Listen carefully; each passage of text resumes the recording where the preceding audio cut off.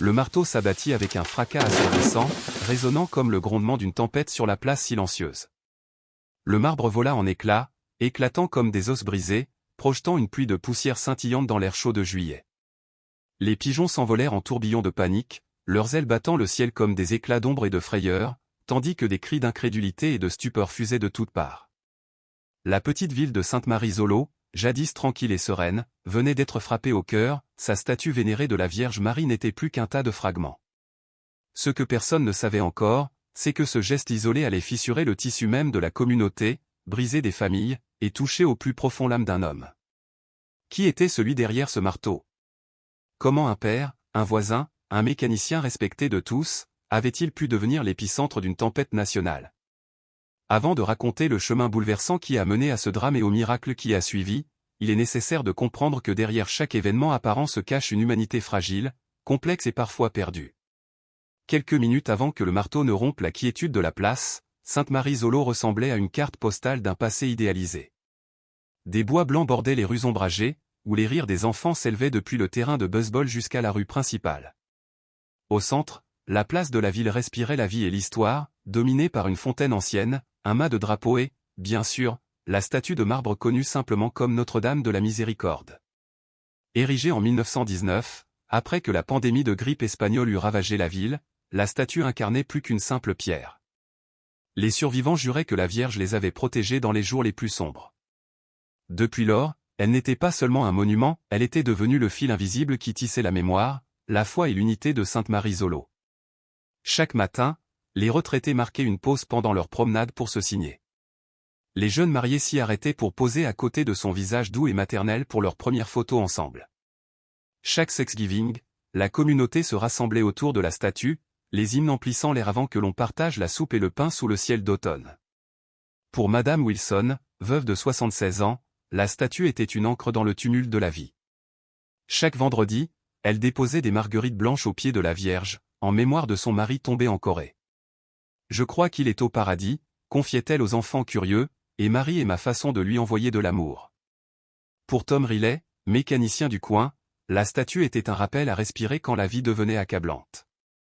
Quand les affaires sont dures, je m'assois dans son ombre et je me rappelle que la vie est plus grande que les factures en retard.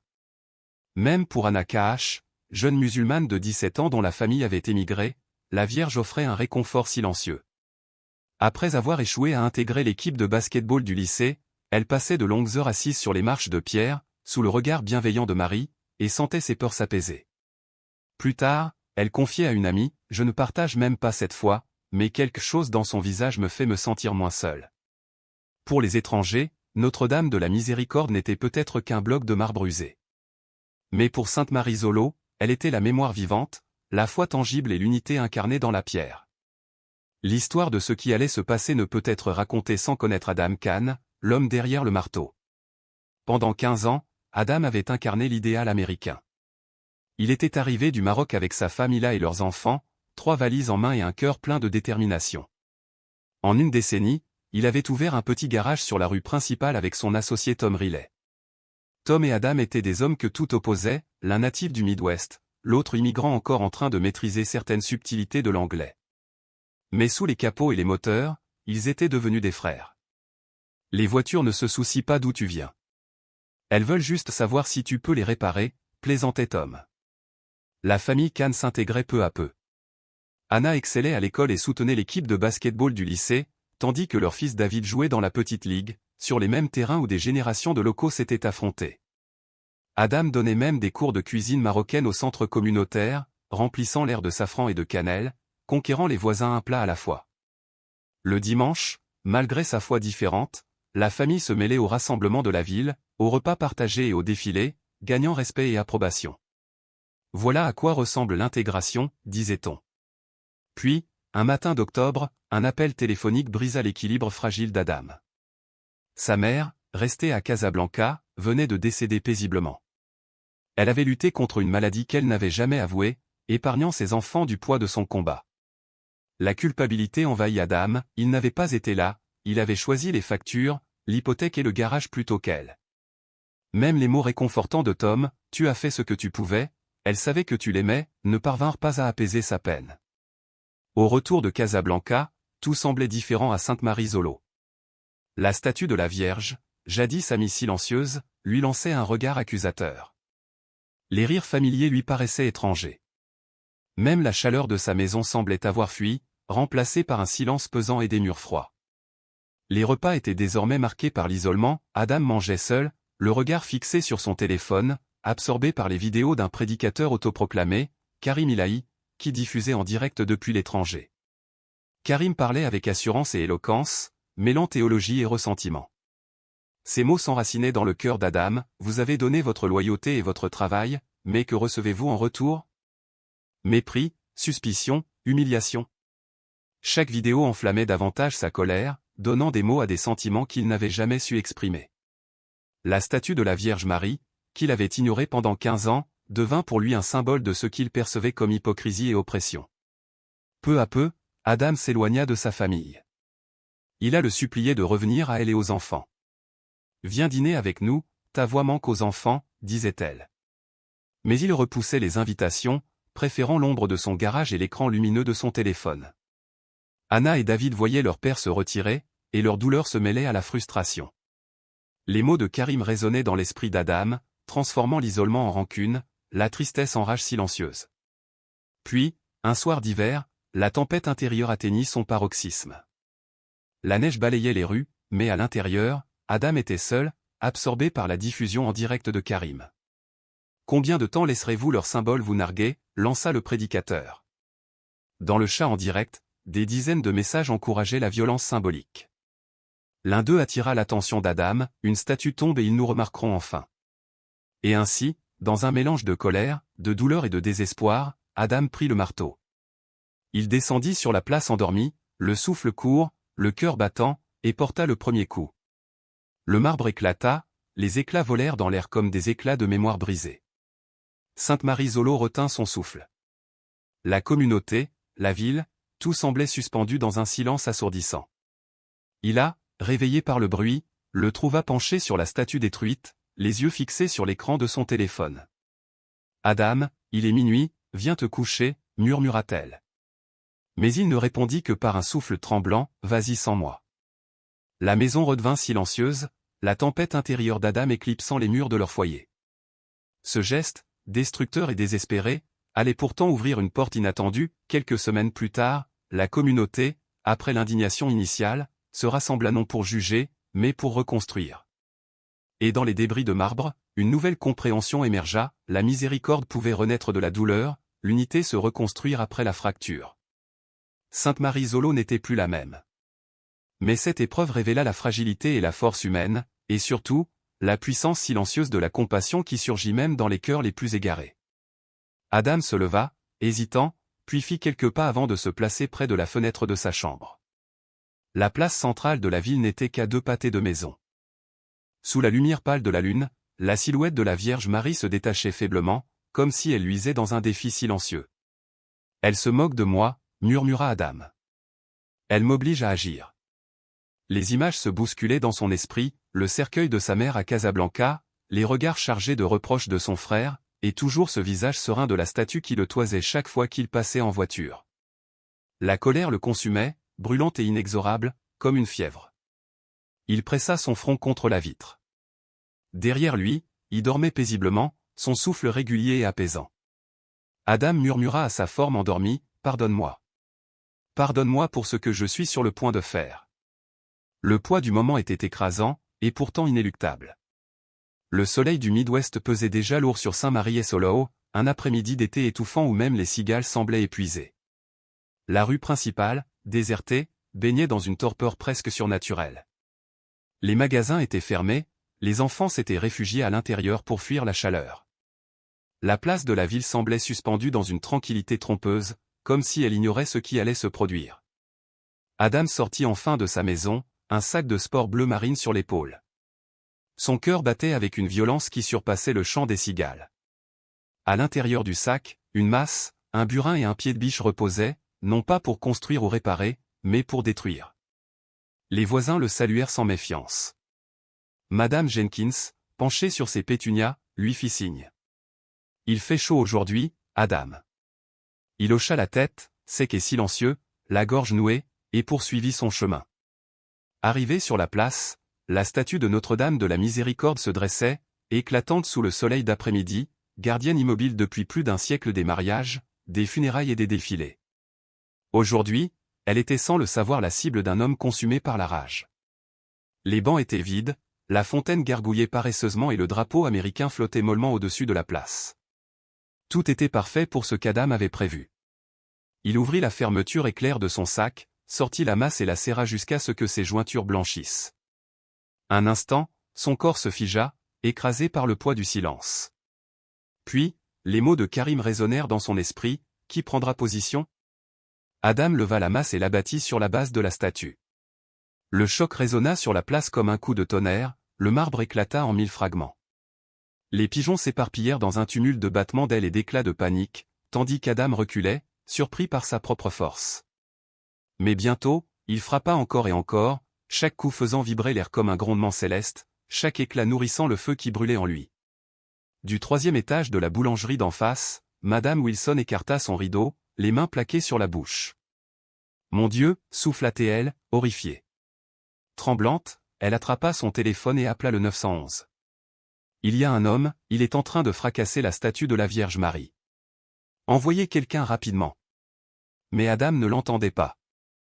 Il était perdu dans une frénésie, la sueur et la poussière se mêlant à la lumière du soleil sur ses traits déformés par la colère. Du sang perlait sur sa joue, là où un éclat de pierre l'avait entaillé, mais il continuait, implacable. Tom Riley, revenant de la quincaillerie, entendit le fracas et se précipita vers la place.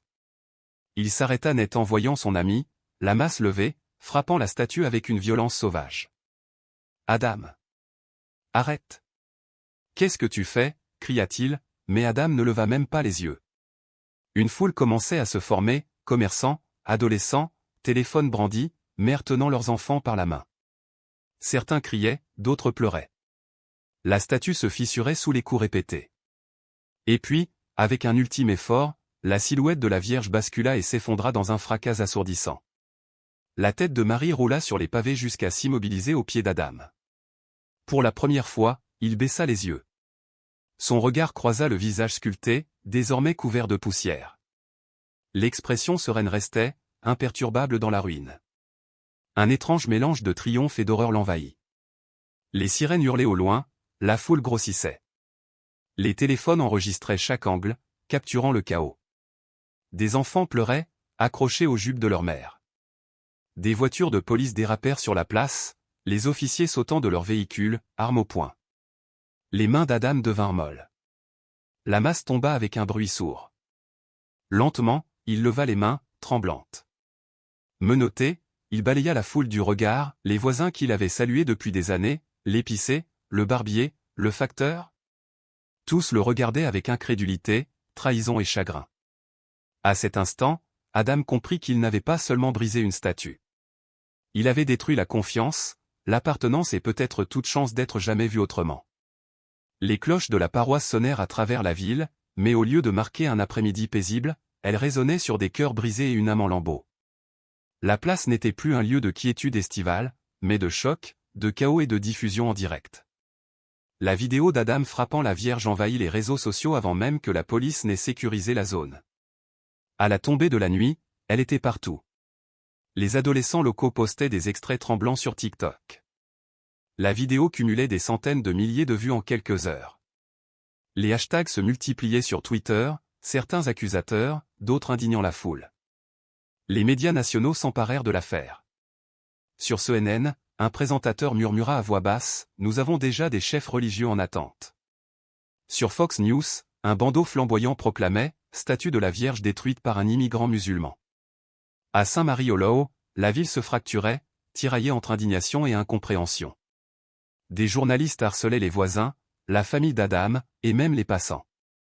Madame Wilson, encore tremblante, expliqua, « Je connais Adam depuis des années. Il m'a aidé à réparer ma tondeuse, mais aujourd'hui, ce n'était plus lui. » À la maison des Cannes, la pression était encore plus insoutenable. Des caméras clignotaient, des journalistes hurlaient. « Saviez-vous que votre mari préparait ça ?» cria l'un. « Votre famille a-t-elle été impliquée dans sa radicalisation ?» hurla un autre. Anna, leur fille, reçut un déluge de messages cruels et de mèmes sur WhatsApp. Elle s'enferma dans la salle de bain, sanglotant, étouffant les rires de la vidéo qui résonnait dans sa tête. Tom Riley faisait face à son propre jugement, clients exigeant des remboursements, accusations de complicité. Sa voix se brisa alors qu'il tentait de défendre Adam, « C'est mon ami, je ne savais pas. » À Washington, politiciens et médias exploitaient l'événement. Un sénateur conservateur tweetait sur la « crise de radicalisation en Amérique », tandis qu'une représentante progressiste répliquait « Le crime d'un seul homme ne doit pas condamner toute une communauté. » Dans la ville, habitants et commerçants débattaient avec intensité. Certains voyaient en Adam un homme brisé, d'autres un symbole de menace. Même à la mosquée, la tension était palpable. L'imam Omar exhorta la congrégation à condamner l'acte, mais à voix basse, certains jeunes murmuraient « Ne nous traite-t-il pas comme des étrangers ?» L'imam reprit fermement « Pas d'excuses. La violence ne nous guérira pas. » Le lendemain matin, tous les journaux titraient « Statue de la Vierge Marie détruite dans une petite ville, un immigrant arrêté. » La place demeurait bouclée, jonchée de fragments de marbre. Les habitants déposaient des fleurs, priaient ou exprimaient leur colère. Pour St. Mary Hollow, l'acte d'Adam était devenu un symbole national, instrumentalisé par les politiciens et les experts. Pour sa famille, c'était une blessure qui saignait encore. Mais au milieu de cette tempête, de petites lueurs d'espoir apparurent. Sœur Margaret, religieuse de 82 ans, se tenait droite, canne en main, et marcha lentement jusqu'à la place. Elle déclara avec une voix rauque mais ferme, « Je connaissais Adam. Il aidait les personnes âgées, réparait des véhicules, cet homme n'était pas un monstre. Il s'est égaré, oui, mais souvenons-nous de son humanité. » La foule murmura, certains crièrent, mais ces mots touchèrent des cœurs endurcis. Au lycée, une assemblée d'élèves offrit un autre acte inattendu. Anna Cash, la fille d'Adam, fut défendue par ses camarades. Jason Miller, président du conseil des élèves, prit la parole, elle n'est pas responsable des actes de son père. Un silence lourd s'installa, puis une vague d'applaudissements éclata. Pour la première fois depuis le début du cauchemar, Anna se sentit vue pour ce qu'elle était, et non pour ce que son père avait fait. Les extraits de cette assemblée se répandirent sur les réseaux avec le hashtag #JustStudentStandWithAnna. Le docteur William Miller, médecin de la famille, publia un éditorial, Adam amenait ses enfants à leur bilan de santé comme n'importe quel autre père. Il était poli, respectueux, reconnaissant, ne réduisons pas cet homme à un criminel. Des citoyens ordinaires, comme Madame Wilson, allumèrent des bougies sur la place, refusant de céder à la haine. Au Copper Cup Café, des familles de toutes confessions partagèrent un repas pour réaffirmer l'unité, gratin, soupe de lentilles, pain et houmous.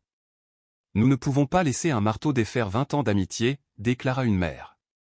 Ces gestes, petits mais significatifs, refusèrent de laisser la haine dominer l'histoire. Comme des bougies vacillantes dans une tempête, ils éclairaient une possibilité différente, même dans l'ombre de la destruction, l'espoir pouvait encore prendre racine.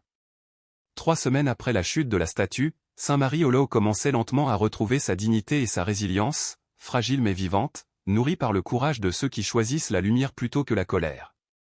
Mary S. Hollow s'était transformée en un symbole de la fracture profonde qui traversait l'Amérique. La place centrale, autrefois tranquille, grouillait de manifestants. Certains agitaient fièrement des drapeaux américains, d'autres brandissaient des pancartes aux slogans haineux, provocateurs. Les sirènes de police résonnaient en permanence, des véhicules patrouillant sans cesse, comme si la ville entière était sur le point d'exploser. Pourtant, au milieu de cette cacophonie et de cette colère, 2 hommes de foi choisirent une voie différente, discrète mais puissante. Le dimanche matin, le père Martinez, curé de la paroisse de Saint-Marie, monta en chaire. Son visage ne reflétait ni la condamnation féroce ni la colère que beaucoup espéraient entendre. Sa voix, douce et mesurée, traversa l'assemblée. Notre statue a été brisée, mais le marbre n'est que pierre. La véritable question est, laisserons-nous nos cœurs se briser avec elle, murmura-t-il. Le Christ nous enseigne que le pardon est plus puissant que la vengeance. Quelques paroissiens frissonnèrent, inconfortables. Certaines familles quittèrent l'église en marmonnant que le pardon n'était qu'une faiblesse. Mais d'autres restèrent, immobiles, les yeux brillants, laissant leur silence révéler une réflexion plus profonde, une étincelle de changement au fond d'eux-mêmes. Plus tard cet après-midi-là, l'imam Omar, de la petite mosquée locale, demanda à rencontrer le père Martinez. Dans le presbytère, ils s'assirent face à face, la tension des semaines passées pesant lourdement dans l'air. L'imam prit la parole. « Père, notre communauté se sent accusée pour les actes d'Adam. Nous condamnons ce qui s'est passé. Cela va à l'encontre de nos enseignements. Mais condamner seul ne suffit pas. Nous devons montrer notre solidarité. » Le père Martinez hocha la tête. Notre peuple souffre aussi. Certains souhaitent la division, mais peut-être est-ce notre chance de montrer qu'une autre voie est possible. À la fin de la rencontre, ils décidèrent de tenter quelque chose de jamais vu dans l'histoire de la ville, une veillée de prière commune pour la paix, juste sur la place où la statue avait été détruite. Lorsque la nuit tomba, les habitants arrivèrent avec prudence. Des bougies vacillaient dans les mains des catholiques, des protestants, des musulmans et des personnes sans affiliation religieuse. La présence policière demeurait, mais l'atmosphère avait changé. Elle était feutrée, chargée d'attente et de quelque chose qui ressemblait à l'espoir. Le père Martinez commença par une prière tirée des psaumes, « Le Seigneur est proche des cœurs brisés et sauve les esprits abattus ». Puis l'imam Omar récita un verset du Coran, « Quiconque pardonne et se réconcilie, sa récompense est auprès de Dieu ». Leurs voix, l'une en anglais, l'autre en arabe, se mêlaient, comme les fils d'un même tissu, tissant un lien invisible entre tous ceux présents. Dans la foule, Madame Wilson, qui avait été témoin de la destruction de la statue, pleurait silencieusement, sa bougie tremblante dans ses mains. À côté d'elle, Khan, la tête inclinée, murmurait des prières pour sa famille. Levant les yeux et voyant ses voisins toujours à ses côtés, elle ressentit un sentiment qu'elle n'avait pas éprouvé depuis des semaines, l'appartenance. La veillée fut diffusée en direct par une chaîne locale. L'image de chrétiens et de musulmans priant côte à côte sous la lueur des bougies se répandit sur les réseaux sociaux avec le hashtag #MaryUnited. Pour une fois, les commentaires n'étaient pas emplis de haine. Certains écrivèrent « C'est l'Amérique dans laquelle je crois. Peut-être que le pardon n'est pas une faiblesse après tout. » Bien sûr, tout le monde n'approuvait pas. Hors de la lueur des bougies, des manifestants continuaient de huer et de crier que prier pour celui qui avait brisé la statue était un affront. Mais leurs voix furent rapidement noyées par le chant des « Amazing Grace », repris timidement par des fidèles musulmans. Pour la première fois depuis que le marteau avait frappé, la place ressemblait moins à un champ de bataille qu'à un lieu sacré. Plus tard dans la nuit, alors que les bougies s'éteignaient doucement, le père Martinez et l'imam Omar échangèrent un regard plein de compréhension. Ce n'était qu'un début. La division continuerait de presser de tous côtés, mais pour un soir seulement, Saint Marie Solo avait choisi la réconciliation plutôt que la vengeance. Et dans ce choix fragile résidait la graine d'un miracle silencieux. À des centaines de kilomètres, la prison du comté de Jefferson dans le Missouri semblait un bloc de béton et d'acier, froid et oppressant. Adam Kaash, détenu depuis plusieurs semaines pour la destruction de la statue, restait isolé dans sa cellule. Il parlait à peine, mangeait peu, dormait moins encore. Il se tenait assis, la tête entre les mains, repassant sans fin la scène qui avait tout détruit, le marteau qui s'abat, le marbre qui vole en éclats, le visage de Marie roulé sur les pavés, les larmes d'Anna, la voix tremblante d'Ila, le regard de trahison de Tom. « Que ai-je fait ? Mon Dieu, qu'ai-je fait » chuchotait-il dans l'obscurité. Un mardi après-midi, la lourde porte en acier s'ouvrit avec un bruit sourd. Un gardien le fit entrer dans une petite salle d'interrogatoire, ses chaînes cliquetant à chaque pas. Adam s'attendait à voir un avocat ou un journaliste. À la place, il aperçut Monseigneur Jamison, évêque du diocèse, vêtu d'une simple soutane noire. Ses yeux, fermes mais bienveillants, cherchaient à sonder plutôt qu'à condamner. « Adam, merci de me recevoir », dit l'évêque avec un léger sourire. Adam baissa la tête. « Pourquoi êtes-vous venu ? J'ai détruit votre statue. J'ai déshonoré votre foi. J'ai tout ruiné. » L'évêque se pencha et posa ses mains sur la table. « Je ne suis pas venu voir l'homme qui a brisé la pierre. Je suis venu voir l'homme qui était brisé. » Ces mots transpercèrent Adam. Pour la première fois depuis des semaines, les larmes montèrent à ses yeux. « Vous ne comprenez pas. Je suis perdu. Mes enfants me détestent, ma femme a honte, et j'ai laissé des voix empoisonner mon esprit. Je ne sais plus qui je suis. » Monseigneur Jamison laissa le silence s'installer avant de dire « Nous avons tous des ombres, Adam, mais les ombres n'éteignent pas la lumière. Vous avez été trompé par des mensonges nourris par la douleur, mais vous êtes plus que vos pires moments. » Adam trembla. « Comment pouvez-vous dire ça ? J'ai brisé ce qui vous était sacré. » L'évêque resta calme. « La statue n'est que pierre. Ce qui est sacré, c'est votre âme, votre repentir, votre amour pour votre famille. C'est ce que Dieu voit. Adam s'effondra, ses sanglots résonnant contre les murs froids. Il avoua tout, sa colère pour sa mère, le ressentiment qu'il avait laissé s'envenimer, les nuits passées devant les vidéos de Karim. Il m'a dit que je compterais enfin si j'agissais. Mais tout ce que j'ai fait, c'est détruire ce qui comptait. L'évêque posa sa main sur celle d'Adam. Vous n'êtes pas au-delà de la miséricorde. Le Christ a pardonné à ceux qui l'ont cloué sur la croix. Croyez-vous qu'il ne peut pas vous pardonner? La Vierge, dont vous avez brisé le visage, ne vous maudirait pas. Elle prierait pour vous. Pour la première fois depuis la destruction de la statue, Adam ressentit une étrange quiétude envahir sa poitrine, comme une brise traversant la chaleur étouffante de juillet. Il murmura, « La miséricorde, je ne la mérite pas. » Personne ne la mérite, répondit doucement l'évêque. C'est pourquoi on l'appelle la grâce. Lorsque le gardien revint, Adam essuya ses yeux.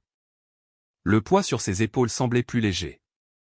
Avant de partir, Monseigneur Jamison le bénit, que Dieu vous donne la force de réparer ce qui peut l'être et le courage de vous pardonner. Cette nuit-là, seul dans sa cellule, Adam ouvrit le Coran que l'aumônier lui avait donné. Ses yeux tombèrent sur un verset longtemps ignoré, certes, Allah aime ceux qui se repentent et se purifient. Il pressa le livre contre sa poitrine et murmura pour la première fois depuis la chute de la statue, « Mon Dieu, aie pitié de moi. Aide-moi à retrouver le chemin. » Un miracle silencieux avait commencé. Pas celui qui fait la une des journaux, mais la renaissance intérieure d'un cœur brisé. Bientôt, les conversations dans la ville passèrent de la perte à la reconstruction. Un fonds fut créé pour restaurer la statue. Au lieu d'une simple réplique, la ville choisit de créer une œuvre nouvelle, symbolisant à la fois la blessure et la guérison. Karim Boyd, sculpteur arabo-américain renommé, fut chargé du projet. Il proposa 2 femmes côte à côte, l'une en robe traditionnelle, l'autre voilée, tenant un enfant entre elles, avec une inscription en anglais et en arabe, à tous ceux qui choisissent l'amour plutôt que la haine. Pendant ce temps, Adam, toujours en prison, commença à se reconstruire.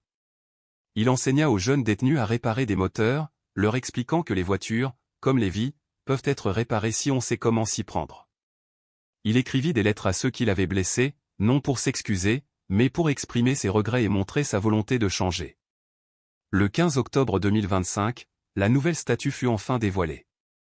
2 femmes, l'une voilée, l'autre non, protégeant un enfant, se tenaient sereinement. La foule, silencieuse au début, éclata en applaudissements. Adam, escorté mais libre, prit le micro et dit d'une voix tremblante, « Je n'ai aucun droit de demander votre pardon. Mais vous avez construit quelque chose de plus sacré que ce que j'ai brisé, la réconciliation et l'espoir. » 1 an plus tard, Saint Marie-Solo était devenu un exemple de renaissance. Les écoles enseignaient l'histoire comme une leçon de miséricorde.